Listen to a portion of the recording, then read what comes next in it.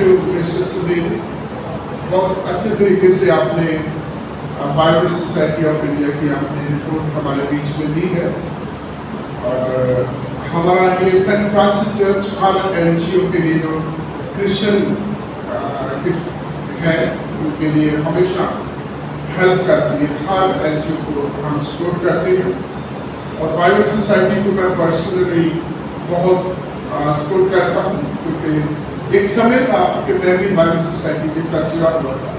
आपने children Bible की बात की है और मुझे खुशी होती है जब मैं चिल्ड्रन बाइबल देखता हूँ। हिंदी की और पंजाबी की जो सबसे पहले ट्रांसलेशन है वो मैंने की थी, और मुझे बड़ी खुशी होती है जब अपना काम जो है अपने सामने लोगों को, बच्चों को दिया जाता है।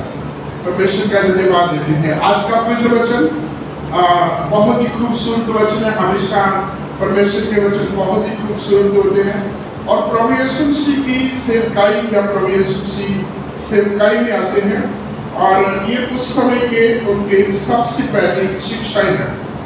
आप मत्ती रचित सुसमाचार उसके 5वें अध्याय में आप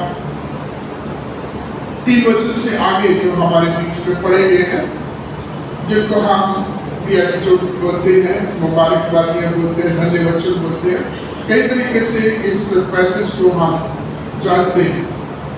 जब हम मत्ती रचित सुसमाचार को पढ़ते हैं, मत्ती रचित सुसमाचार ये दाऊद की लाइन से प्रभु यीशु मसीह को एक राजा के तौर पर प्रस्तुत किया गया है, जो यहूदी लोगों के लिए विशेष करके लिखी गई है।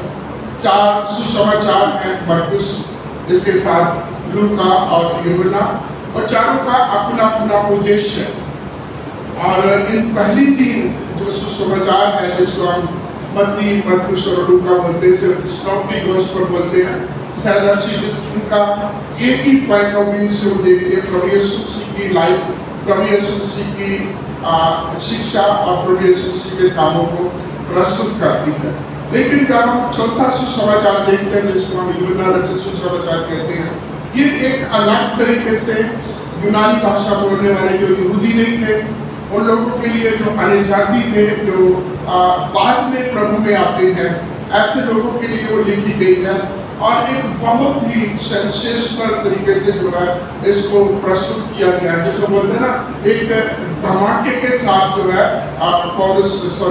यूहन्ना इसको प्रस्तुत करते। आदि में वचन का, वचन परमेश्वर के साथ का, वचन परमेश्वर था, वचन के नारी युवा और हमारे बीच में डेरा किया।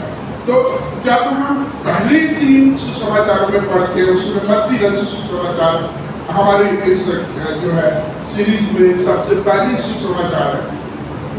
मत्ती रचित सुसमाचार आप पढ़ेंगे तो उसके पहले 16 अध्याय में हम अब्राहम से आरंभ करके प्रभु यीशु मसीह तक आते हैं। अब्राहम से आते हैं और यीशु मसीह तक जो है हम इन जो है 42 जो जीनियोलॉजी है, जिसको बोलते हैं वंशावली है, उनके बारे में हम पढ़ते हैं।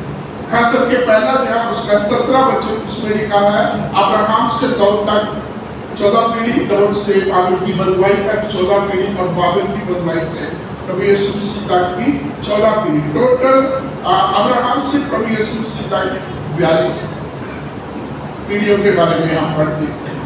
उसके बाद 18 वचन से 25 वचन तक प्रभु यीशु मसीह की माता मरियम और प्रभु यूसुफ की एंगेजमेंट और प्रभु यीशु मसीह के जन्म की उस घटना के बारे में हम पढ़ते हैं। दूसरे अध्याय में पढ़ते हैं जब प्रभु यीशु मसीह का जन्म होता है और तमाम उसके साथ रिलेटेड एक्टिविटी होती है, मैगी जाते हैं, हेरोदिस का जो शासन दिखाया जाता है, और जो है उन यतीम बच्चों का कत्ल किया जाता है।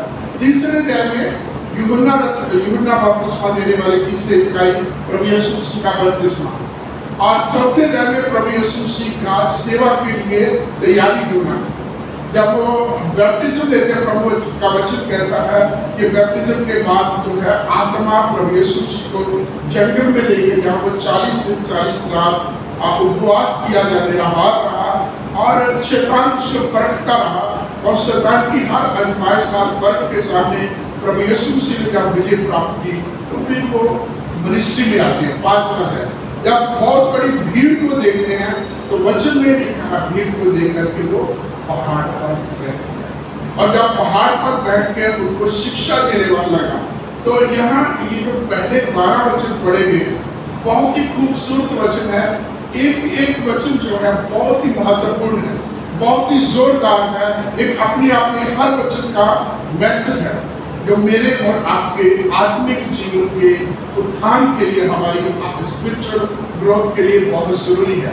ना सिर्फ जो है आपको इधर कलीसिया के बीच में, चर्च में, बल्कि आप बाहर भी यदि ये वचन आपकी जिंदगी में है तो आपकी जिंदगी बहुत लोगों के लिए एक प्रभावशाली जीवन बन सकती है।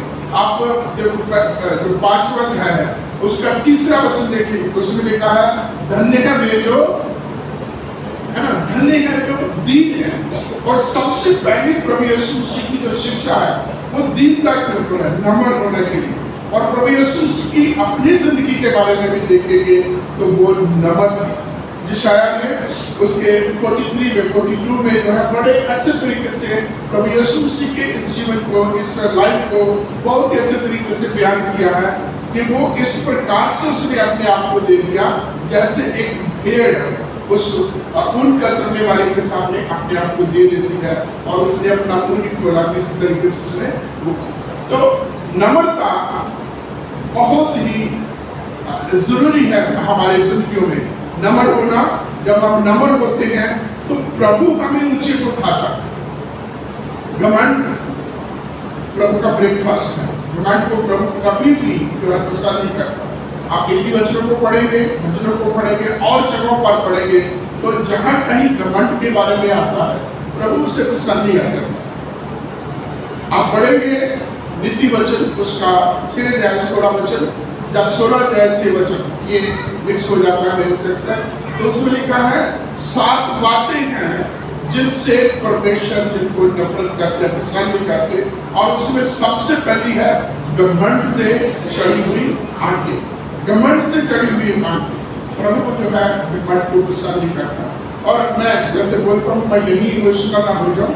यहाँ दूसरा वचन आप देखेंगे, 4था वचन, उसमें लिखा है धन्य है वे जो शोक करते हैं क्योंकि वे शांति पाएंगे। धन्य है वे जो नम्र हैं क्योंकि वो पृथ्वी के अधिकारी होंगे। धन्य है वे जो धार्मिकता के भूखे और प्यासे क्योंकि वे तृप्त किए जाएंगे। धन्य है वे जो दयावंत है क्योंकि उन पर भी दया की जाएगी। धन्य है वे जिनके मन शुद्ध है क्योंकि वो परमेश्वर को देखेंगे। धन्य है वे जो मेल मिलाप कराने वाले क्योंकि वे परमेश्वर के पुत्र कहलाएंगे या पुत्र के कहलाएंगे। धन्य है वे जो धार्मिकता के कार्य सिखाए जाते हैं क्योंकि स्वर्ग का राज उन्हीं का है। धन्य हो तुम या मनुष्य मेरे कारण तुम्हारी निंदा करें, तुम्हें सताएं, झूठ बोल कर तुम्हारे विरोध में सब प्रकार की बुरी बातें करें, तब आनंदित और मगन होना है क्योंकि तुम्हारे लिए स्वर्ग में बड़ा फल है। इसलिए कि उन्होंने भविष्यवक्ताओं को भी जो तुमसे पहले थे इसी रीति से सताया था। तो जैसे मैंने पहले बताया है कि इन जो 3 वचन से 12 वचन, 11 वचन हो, एक वचन को आप पढ़ेंगे तो बहुत जोरदार है, बहुत शिक्षा वाला शब्द है। किसी भी एक वचन को पकड़े, पहला है नम्रता, दूसरा है वो जो प्रभु की खोज में है, धार्मिकता की खोज में है, और लास्ट का जो पढ़ा धन्य है लोग जो नाजायज सताए जाते हैं, जिनके ऊपर अननेसेसरी इधर उधर की बातें अफवाहें डाली जाती है। प्रभु का वचन कहता है रिटेलिएट नहीं होना, क्या होना है? मगन होना है, आनंदित होना है क्योंकि तुम्हारे लिए स्वर्ग में तुम्हारे लिए प्रतिफल है। दुनिया में उसको जो इस दुनिया को तारण कर आया था, उद्धार करने के लिए आया था, उसको नहीं बचा। और हम क्या हैं? आप क्या और मैं क्या? दुनिया किसी को नहीं बख्शती, इसके ऊपर कभी भी चिंता नहीं करती। पिछले दिनों में हमारी काउंसिल थी, तो हमारी काउंसिल में हमारे अपने एक जो है चर्च का लड़का, उसने कुछ अपने चर्च की बातें उठाई जो उनकी प्रॉपर्टी को लेके थी और कुछ चीजों को लेके थी। तो उस लड़के को डांटा गया, थ्रेट किया गया, और उसने इमीडिएटली एक और पासवर्ड का जो आज CNN से हट के जो सेवकाई कर रहा है, एक कहा तो CNN के विरोध में, दिल्ली डायनेसिस के विरोध में, प्रॉपर्टीज को लेकर के जो सेवकाई इमीडिएटली बाहर निकल के उसने मुझे बोला, मेरे को उसका कॉल आ रहा है। मैं कहा बिल्कुल भी अटेंड नहीं करना, बिल्कुल भी उसकी बात नहीं मानना, आप CNN के दायरे में रहकर अपनी समस्या को यहाँ रखेंगे। बाद में बात हुई, मैंने उसको ये वचन शेयर किया, तो मुझे कल का परसों उसकी सुबह कॉल आई, तो मैंने बोला कि ये मेरा अननेसेसरी टाइम में खराब करेगा। फिर उसकी दूसरी तीसरी बार कॉल है, मैंने अटेंड किया, तो उन्होंने बोला भाई साहब जो आपने वचन मुझे मत्ती 5 में से दिया था, मैं उसको फॉलो कर रहा हूँ और मुझे बहुत शांति मिली, बहुत शांति मिली है कि इस दुनिया में रहते हुए आपका कोई आपको प्रतिफल देता है, आपकी कोई वैल्यू जानता है या नहीं जानता। अगर आप ईमानदारी में, सच्चाई में आप बने हुए हैं तो उसके पास एक बहुत बड़ा प्रतिफल है जो हमसे कोई भी छीन नहीं सकता। तो जैसे मैं कह रहा हूँ, मैं जब वचन पढ़ता हूँ, आज के बाद जब हम वचन पढ़ते हैं तो मैं कई बार आयोजन के साथ बोलता हूँ कि मैं 3-4 वचन मेरे पास होते हैं, मैं किसके ऊपर मैं खुद ही कंफ्यूज रहता हूँ, और कई बार मैं जब यहाँ आता हूँ तब आकर के मेरा वचन जो मैंने तैयारी की होती है चेक हो जाता है, क्योंकि मैं प्रभु से मांगता हूँ, अपनी तरफ से मैं कभी नहीं बोला। आज भी जो है भाई सुनील अवश्य हमारे बीच में है, इनको हमें आते बोला था कि आज आपने सेवकाई के बारे में बताना है, वचन भी आपने शेयर करना है, जो कुछ भी आप शेयर करो।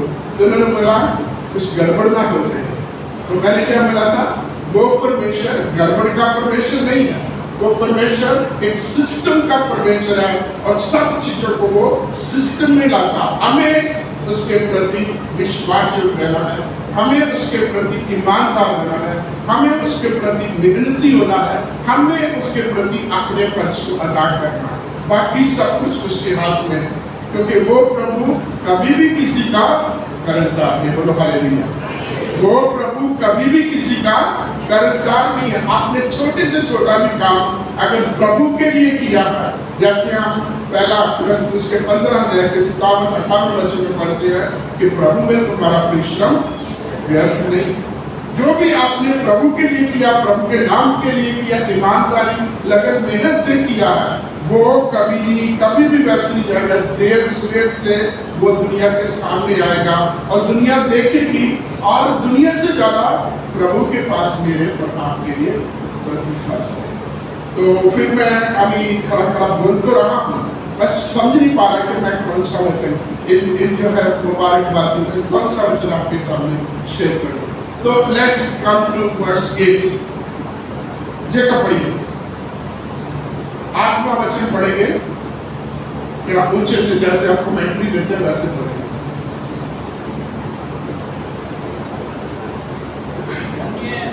जिनके मन शुद्ध है क्योंकि वे परमेश्वर को देखेंगे। ओके, धन्य है वे, बोलिए धन्य है वे जिनके मन शुद्ध है क्योंकि वो परमेश्वर को देखेंगे। आइए थोड़ी देर इसके ऊपर मनन करेंगे। धन्य है वे जिनके मन शुद्ध है, और आगे आशीष क्या है, वो परमेश्वर को देखेंगे।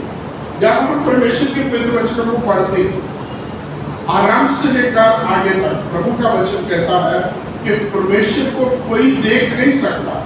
मूसा ने प्रभु को देखने का एक इच्छा जाहिर की, उसने एक अभिलाषा आई कि प्रभु जिसने इतने बड़े बड़े काम किए हैं, जो इतना सामर्थ्य प्रभु है, वो देखने में कैसा होगा, है ना। आपने एक कहानी पढ़ी है बचपन में, एक मगरमच्छ और उसके साथ एक दूसरे जानवर के लिए जो एक अच्छा सुंदर सा मीठा सा फल उसे देता था, और जब वो देता था घर ले जाता था, और उसकी पत्नी के दिल में लालच था कि जो मीठे फल देता है उसका दिल कितना मीठा होगा, एक दिन उसका दिल काट के मेरे पास ले। तो इसी तरीके से हो सकता है मूसा के दिल में भी ये आया हो, क्योंकि परमेश्वर इतना सामर्थी है, जो परमेश्वर अपने लोगों के लिए इतना कुछ करता है, वो परमेश्वर कैसा है। उसने प्रभु से इच्छा जान की, जस्ट इमेजिन, तो उसने प्रभु के सामने ये एक बात रखी, इच्छा जान की कि प्रभु मैं तुझे देखना चाहता हूँ। तो प्रभु का उत्तर क्या था कि मैं एक तराई का नाम उसने लिया कि मैं उसमें से होकर निकलूंगा, तू मेरी पीठ को तो देख पाएगा परंतु मेरे मुख को नहीं देख पाएगा, क्योंकि जो यदि मनुष्य परमेश्वर के चेहरे को या मेरे चेहरे को देख ले वो जीवन नहीं रह सकता। देखिए विश्वासियों के लिए परमेश्वर ने कितने बड़े बड़े प्रबंध किए हैं। मूसा जो प्रभु का इतना बड़ा सेवक था जिसके द्वारा परमेश्वर ने बड़े बड़े सामर्थ्य काम कराए, अपनी कौम को जो 400 साल से अधिक जो है गुलामी में थी, 40 साल तक उसकी अगुवाई की, उस व्यक्ति को परमेश्वर ने अपना दर्शन देने के लिए मना कर दिया। और मेरे और आपके लिए प्रभु ने एक सौभाग्य दिया कि धन्य, छोटी सी बात है, बहुत बड़ी बात नहीं है, धन्य है जिनके मन शुद्ध है, वो क्या कहेंगे, उनको आशीष मिलेगी। मन की शुद्धता के द्वारा हम प्रभु को देख रहे हैं। और आगे चल करके जब प्रभु के बारे में बताया गया है, जब मैं कभी कल्पना करता हूँ कि प्रभु कैसा, प्रभु का चेहरा कैसा, तो प्रकाश चेहरा की उसका पहले अध्याय में है, उसका चेहरा कैसा है, एक जैसे दोपहर के समय जो है सूरज चमकता है तेज। आजकल आपने मई जून में देखा है कितना तेज होता है, हम उस सूरज को देख उसके किरणों को देख नहीं सकते, चुंधिया जाती है आंखें। और फिर उसकी आंखें कैसी है, अग्नि की ज्वाला की तरह। पहले अध्याय में इस तरीके से प्रभु यीशु के चेहरे को बताया गया है। और ये विश्वासियों के लिए ये सौभाग्य है, मेरे और आपके लिए ये सौभाग्य है कि हमें मन की शुद्धता के साथ अपना जीवन व्यतीत करना है। हमारा मन शुद्ध है तो हम कितना भी तेजों में परमेश्वर हो, कितनी भी अग्नि में ज्वाला की उसकी आंखें हो, किसी भी प्रकार का वो प्रभु लोगों को दिखाई दे, लेकिन मैं और आप मन की शुद्धता के कारण उस परमेश्वर के दर्शन को, हालेलुया, उस परमेश्वर के दर्शन को, उस परमेश्वर के चेहरे को देख सकते हैं। अब देखिए हम जब नए नियम में आते हैं, पुराने नियम में, नए नियम में भी जो है मन की शुद्धता के ऊपर जो है परमेश्वर का वचन कहता है। जब प्रभु यीशु मसीह की अभी सेवा शुरू नहीं हुई थी, उससे पहले मत्ती रचित सुसमाचार 3 अध्याय में किसकी सेवा आरंभ होती है, जो बपतिस्मा लेता है, उसका नाम क्या था, यूहन्ना बपतिस्मा देने वाले ने जब 3 अध्याय मत्ती में अपनी सेवकाई आरंभ की तो वचन कहता है उसने आके कहा, क्या कहा, मन फिरो क्योंकि परमेश्वर का राज्य नजदीक है। मन फिरो क्योंकि परमेश्वर का राज्य नजदीक है।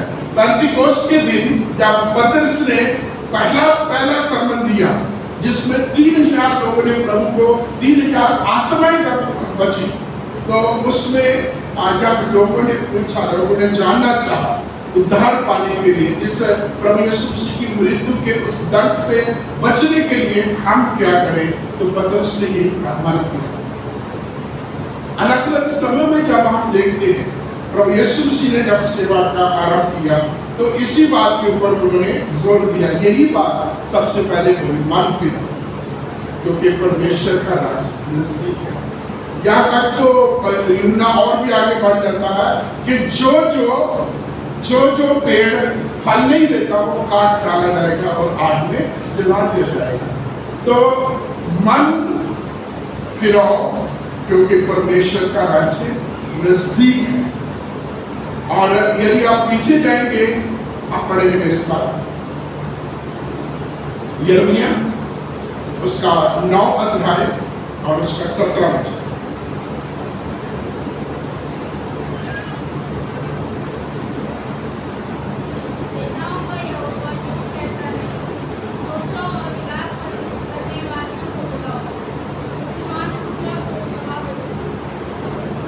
आप कोई और पढ़े। सेनाओं का यहोवा यूं कहता है, सोचो और विलाप करने वालियों को बुलाओ, बुद्धिमान स्त्रियों को उनको भेजो। अच्छा, इसको उल्टा करके पढ़े, 17 का नाम।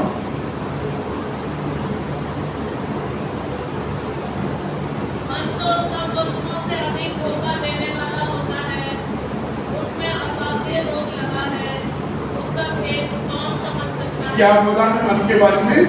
मन तो सबसे अधिक धोखा देने वाला है और उसको असाध्य रोग लगे हुए। एक और वचन पढ़ेंगे, नीति वचन 4 अध्याय उसका 23 वचन।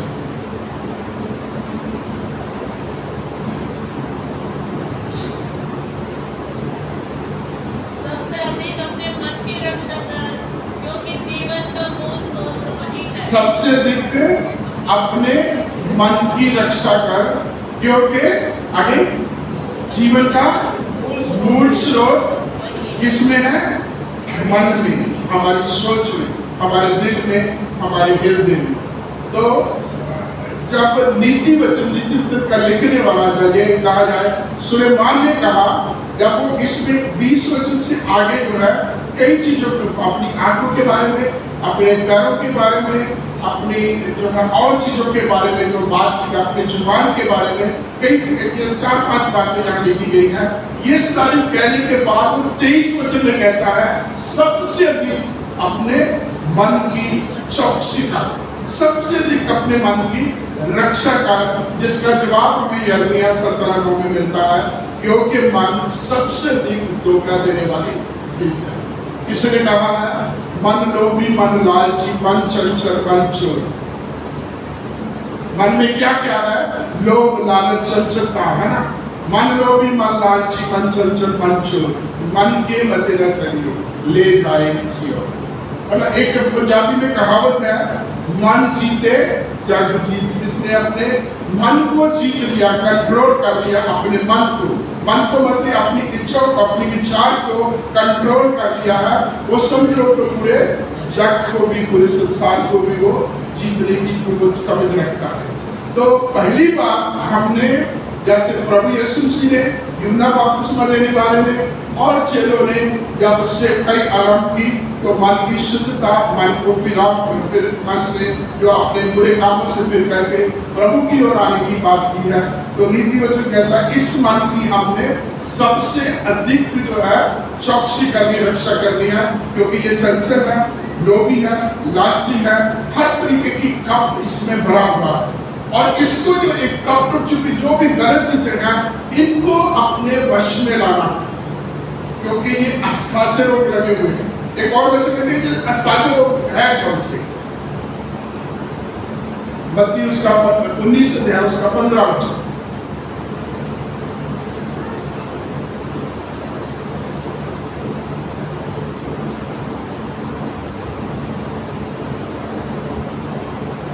एक लिस्ट है नीति वचन, मत्ती 19 का 15। अच्छा, 15 को 19 पढ़ दीजिए। ये बिना पढ़े ऐसे ही होता है।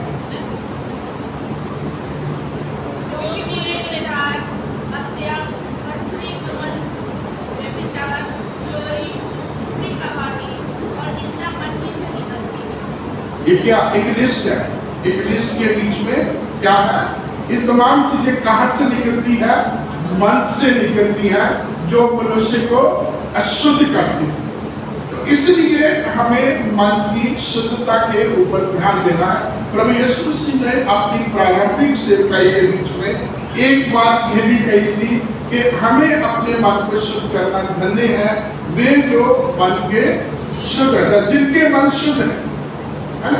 बातें बहुत हम करते हैं, बहुत तरीके की हम इधर उधर की जो है हमारे पास मटीरियल होता है, इंफॉर्मेशन होती है, इधर उधर की सुनी सुनाई बातें होती हैं, लेकिन सच्चाई कितनी है? उस बात के पीछे जो है सच्चाई कितनी है?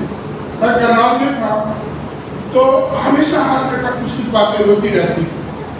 तो एक हमारे बुजुर्ग चर्च के मेंबर थे, सेवन कॉलेज नैनीताल के प्रोफेसर थे, जो ये क्लेम करते थे कि अमिताभ बच्चन जैसे लोग उनके स्टूडेंट रहे हैं। तो उनके पास कुछ लोग ऐसे आए तो वो एक बात कहते थे, जो बातें आपने मुझे बताई है कि आप मुझे लिख के दे सकते हो? तो सारे के सारे को ये बताते, जो भी मेरे को इधर उधर की बातें लेके आते थे, वो चुप करके बात से चले, लिख के नहीं देंगे। तो तुम्हारे पास सच्चाई क्या है ना? बात तो वो करो जो तुम्हारे पास सच्चाई है, जिसको तुम, इसका मतलब तुम्हारे मन में खुद कपट है, तुम्हारा मन खुद शुद्ध नहीं है। तुम सुनी सुनाई बातों के, अफवाहों के ऊपर जो है विश्वास करके जो है ऐसे तो एक दूसरे को उनके दिमाग को, उनके मन को अशुद्ध करने का प्रयास करते। तो हमें अपनी सोच, अपनी समझ, अपना मन, अपना चरित्र, अपनी बातचीत, अपना व्यवहार, हर बात में अपने आप को शुद्ध रखना है। दुनिया आपका कोई कदर ना जाने, नो प्रॉब्लम। दुनिया आपको उस लायक समझे ना समझे, नो प्रॉब्लम। प्रभु मेरा और आपका कदर करता। आखिरी वचन पढ़ेंगे, शाया 43 उसका 5 वचन, उसके बाद हम समाप्त करेंगे।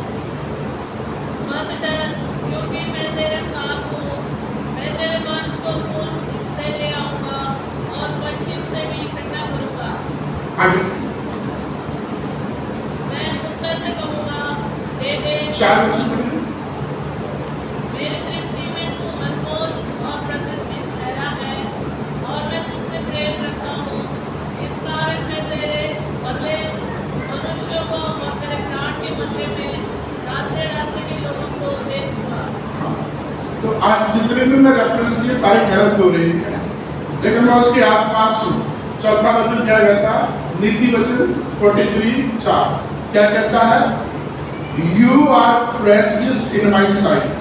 और ये एक तरीके से ऐसे वचन जो है हमारे लिए बड़ी सामर्थ है, एक विश्वास करने वालों के लिए बहुत बड़ी सामर्थ है। ये प्रभु के कहता, दुनिया कहती या नहीं कहती, घर वाले कहते हैं कि नहीं कहते, जीवन साथी कहता है कि नहीं कहते, बच्चे या फ्रेंड या आप जहाँ काम करते हैं या जिन लोगों के बीच में आप काम करते हैं, वो आपको उस तरीके का क्रेडिट देते हैं या नहीं देते, वो देने वाला वो क्या कहता है? तू मेरी दृष्टि में अनमोल है। क्या है? अनमोल है, जिसकी कीमत ही कोई नहीं है, बहुमूल्य है। तो मेरी दृष्टि में अनमोल है। और दूसरी चीज कहता है, और this you are precious in my sight. तो हम अपने जीवन को, अपने पूरे व्यक्तित्व को, अपने अंदर की सोच को शुद्ध रखें, पवित्र रखें।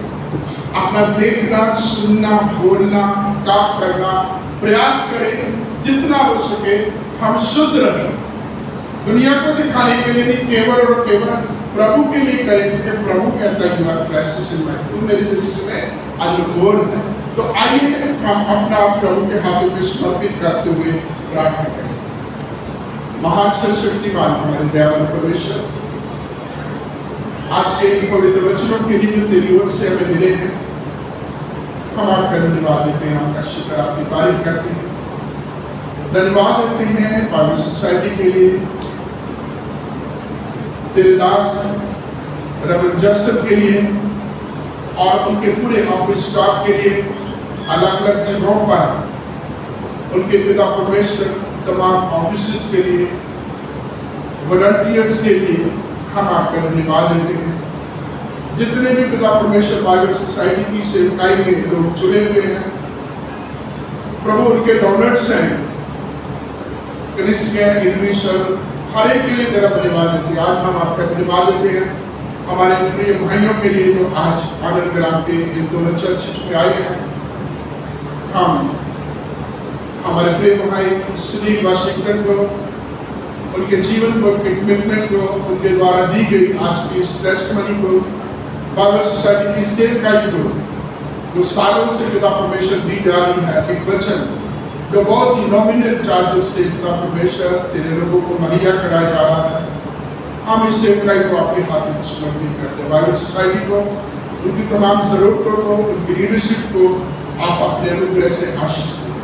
हमारे सेंट फ्रांसिस चर्च पर आपकी बरकत, आपकी आशीष बनी। एक एक घर, परिवार, बच्चे, जवान, बुजुर्ग, हर भी पिता परमेश्वर प्रभु आप में आशीष पाए।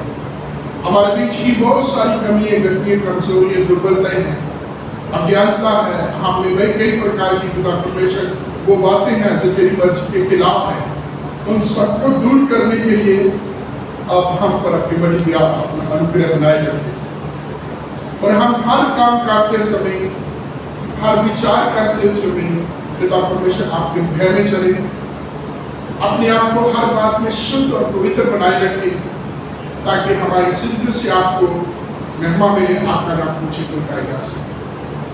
आपका धन्यवाद है पिता परमेश्वर, क्योंकि तूने हम सबको आज के दिन तक बनाए रखा। हम अपने तमाम प्रियजनों को जो गमज़दा हैं, जो प्रभु अपने जिन्होंने प्रिय को खोया है, उन पर आपकी आशा चाहते हैं, आपकी शांति चाहते हैं, आपकी हिम्मत शक्ति उनके जीवनों में, घरों परिवारों में चाहते हैं। पिता परमेश्वर खास करके मिसेस रानी, उनके बच्चों, उनके फ्यूचर को पिता परमेश्वर प्रभु जब तेरी बच्ची अपने जीवन साथी के बिना अपना अगला जीवन करेगी, पिता परमेश्वर अपने घर को, अपने बच्चों को पिता और माँ की पूरी जिम्मेवारी निभाने वाली बन सके। पिता परमेश्वर हम सब पर जितने तेरे भवन में हैं, तेरे अनुग्रह से परिपूर्ण करे। इस प्रार्थना को सुने हमारे प्रभु और उद्धारकर्ता यीशु के पवित्र नाम। आमीन।